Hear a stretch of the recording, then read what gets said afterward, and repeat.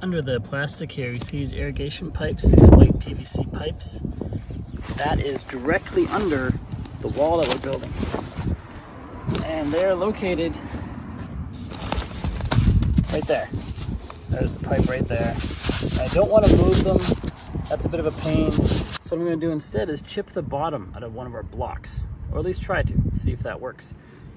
To that end, we have our DEWALT SDS hammer drill with a Milwaukee chipping bit.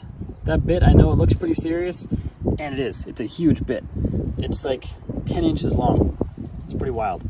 So let's see if I can chip the bottom or chip a groove out of this block. If that doesn't work, I'm going to angle grind a cut on the bottom and then try to chip out in between the angle grinds and see if that works better. So let's go with plan A first, and then plan B, if we have to, we'll do after. Using a Sharpie, I've outlined more or less where I want to chip out. See the markings on there and that curve here. I have my eye protection, my ear protection, and my gloves. Let's see how this works.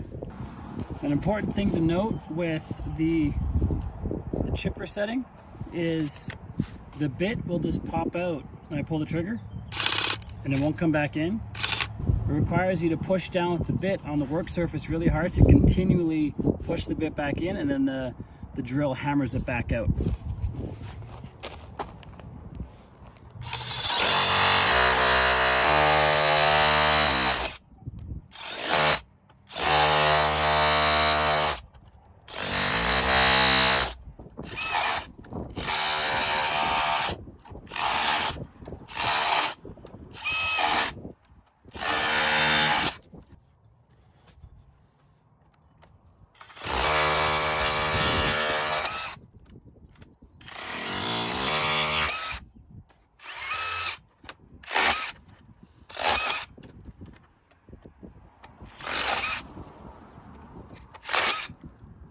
As you can see, it does a pretty good job of chipping out the concrete and the rock. It's a brute force and ignorance approach because there's really no clean lines.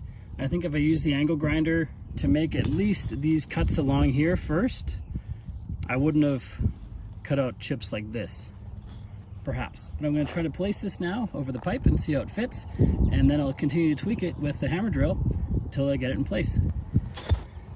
All that to say, this DEWALT SDS Rotary hammer drill is awesome with this chipping bit.